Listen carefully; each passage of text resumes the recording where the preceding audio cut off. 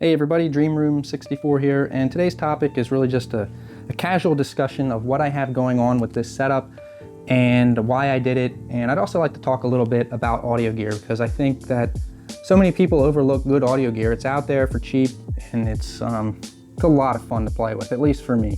So let's just start off. I'll just show you a little bit into my process. So I keep a lot of cables on hand.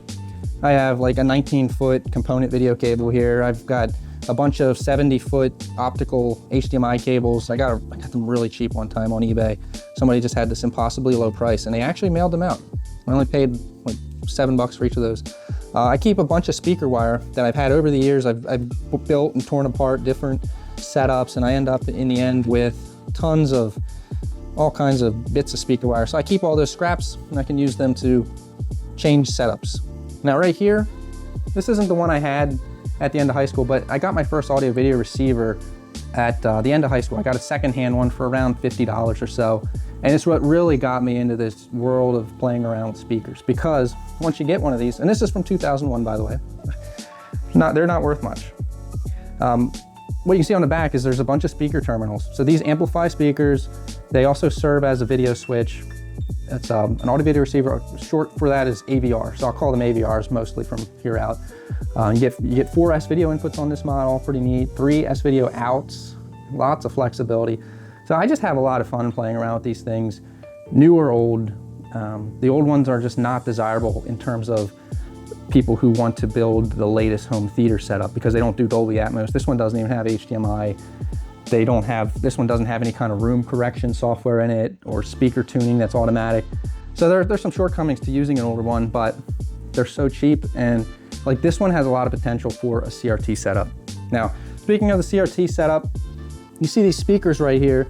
These used to be at my CRT setup, and these were really good because they're magnetically shielded. So I could put them really close to the CRT and not worry about destroying it. Now, on the other hand, the speakers that I swapped in, they don't really seem to be magnetically shielded. And I actually tested it with an app on my phone. You can, believe it or not, you can download an app, and then you can hold that up to your speakers and see the magnetic field, how far it takes for it to basically go away. But what turns out is that the distance that I have right here is enough that it's not going to interfere with the CRT. So I just wanted to put that out there. Don't take speakers and then put them on top of your TV or directly next to it. Be careful. It's ideal to get old speakers like these that are magnetically shielded. These are old too, but like I said, I was careful, and I used an app that somehow our phones have the sensor, and I tested it. But let me tell you why I changed these out. Well, because with this setup that I'm building over here, I wanted 5.1 surround sound. And this is a one-man setup. This is just for me. This isn't for multiplayer gaming. So I made it like the ultimate perfect sweet spot right here where I'm going to sit. And of course, I'll switch the chair around if I'm playing on the CRT. But yeah, maybe I could even just rotate it. I didn't really think of that. It does rotate, and it tries to snap back into place. Might be a little close, but I could sit there. Maybe just slide it back a bit. But anyway, yeah, so these are going to serve as clearly they're front speakers for the CRT side of the setup, but then they're going to be surround speakers for the plasma side of the setup. And I didn't hook it all up yet, but I have this homemade speaker selector switch. I made this back in college. My dad helped me with the metal part, and it's not in the case right now. He made a wooden case for it. I did the wiring. But yeah, this is going to let me switch those speakers between the two setups.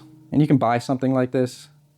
But at the time, I didn't find one on the market that I liked, and I didn't have really any money. So it was really cheap to build it from parts.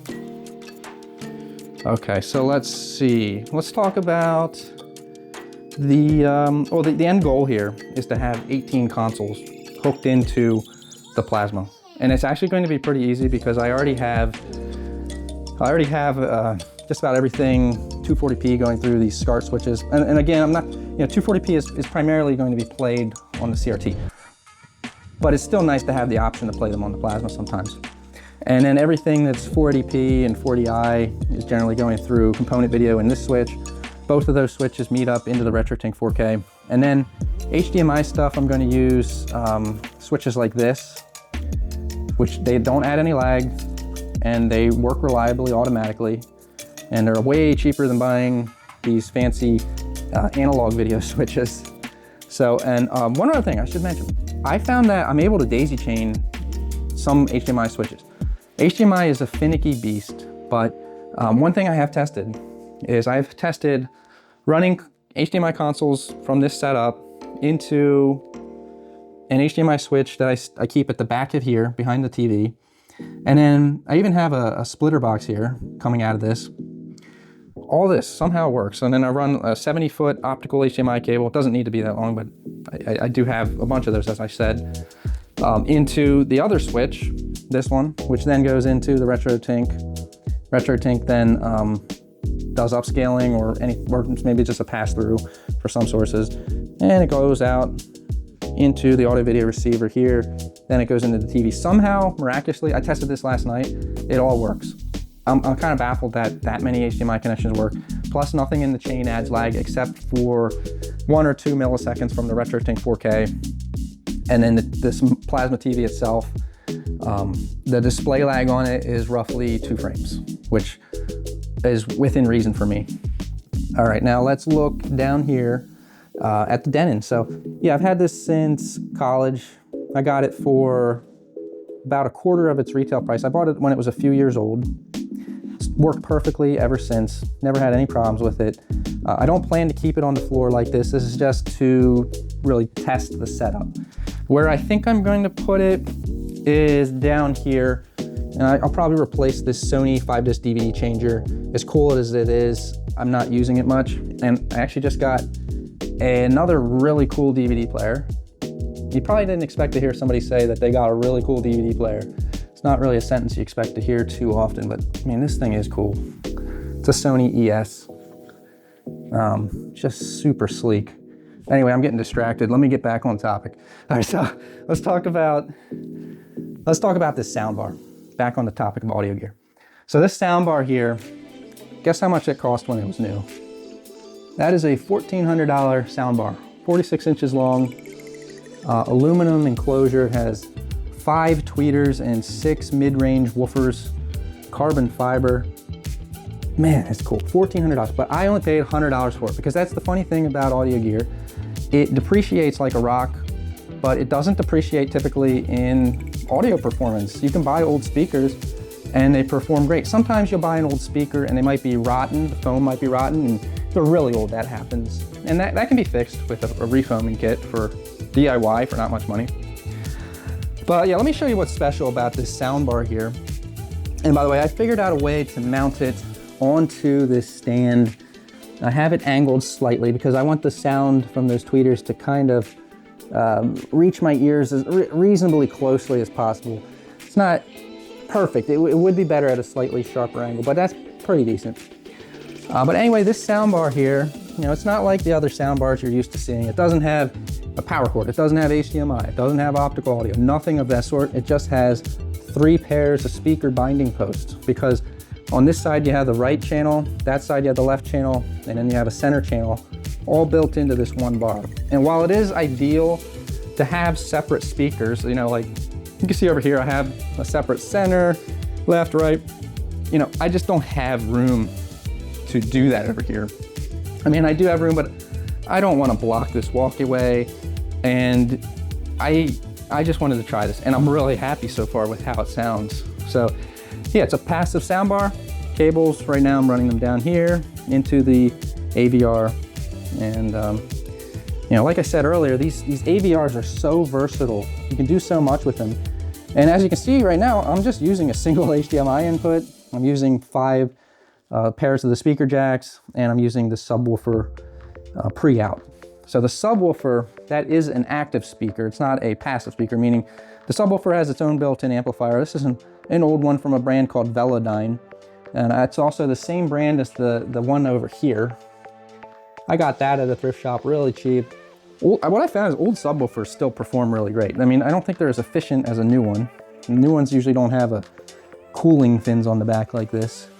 But these old ones, they perform great, and they're, for how cheap they are versus how expensive a new subwoofer is, I found that I'm really happy with these. So yeah, so with this setup that I'm building here, it does come with one drawback, And you know, it takes a little bit of the beauty away from the room, because when I walk down the steps, okay, I'm seeing the back of a plasma TV now, but you know, I got plenty of other things I can look at, so it's not that big of a drawback. I think that this solves more problems than it creates. It's a really cool plasma TV here. Thin, reasonably efficient. It's a little warm, but not that warm. It's not as warm as some people say they get. I am going to do some work on this. You can see that this stand I have it on, these poles currently protrude above the top, and that's because this stand is marketed for bigger TVs, but I wanted to put an old plasma on it. Now, when I say old plasma, this is actually about as late as they come, almost as late. The really old plasmas would exceed the weight limit in this stand, but this one, not so bad. And like, you know, you can see I added a soundbar mount. That's not really supposed to go on here, but I found a way to make it work. So do it at your own risk if you do something like this, but I used some nylon spacers and I got the spacing good. Well, let's just take one look at the TV and what's going on here. So right now what you're seeing is footage of DOA 3 running on an original Xbox into the RetroTINK-4K. So that's 480p over component video. This is not an HDMI modded Xbox. Running into the RetroTINK, into the AVR, into the TV, and it really looks good. I still stand by that 480p and 720p plasmas are pretty miraculous for how well they can take a signal and upscale it internally, or in the case of a 480p plasma, just not necessarily upscale it, but just fit it onto the screen. It just looks good. And with the RetroTINK-4K, I can get very similar sharp, crispy performance. You can see this is nice and sharp. And I have a filter on there right now that makes it look a little bit like an aperture grill CRT. Just a light bit of vertical lines densely packed in there, and it works pretty well.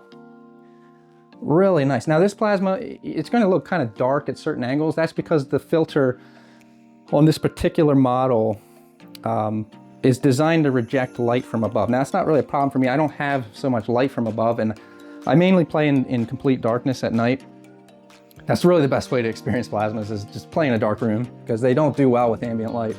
But this particular model is pretty cool because it really does do decently with ambient light. And you can see I have a window right here, and it does a decent enough job that I can play this when there's some light outside, and it still looks pretty good. So yeah, this setup, it's a work in progress.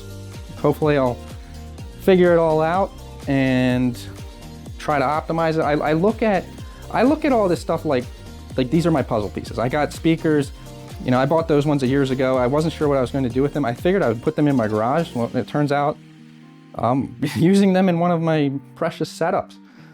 And this thing, I bought this just because it was cheap. I don't think I'm going to use this. I'll probably end up donating it back to a thrift store. But I love having all this stuff to play with, and just it gives me a chance to do whatever I dream up, and at least try it out before I start spending money on cables that are the optimal length and additional cables that I might need to finish the job. So yeah, stay tuned for an update. Might take a month, might take 3 weeks, I don't really know, but I'm going to get this really cleaned up. I'm going to make this look so nice, and I'm excited to see how it turns out. So let me know if you have any questions. Let me know if you have any ideas about what I could do that I might not have thought of.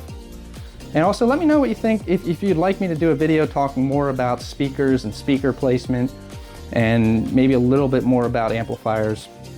I think that's a really cool topic that isn't really covered often, and people are overlooking a whole lot of really cool gear that's just out there for the taking for cheap.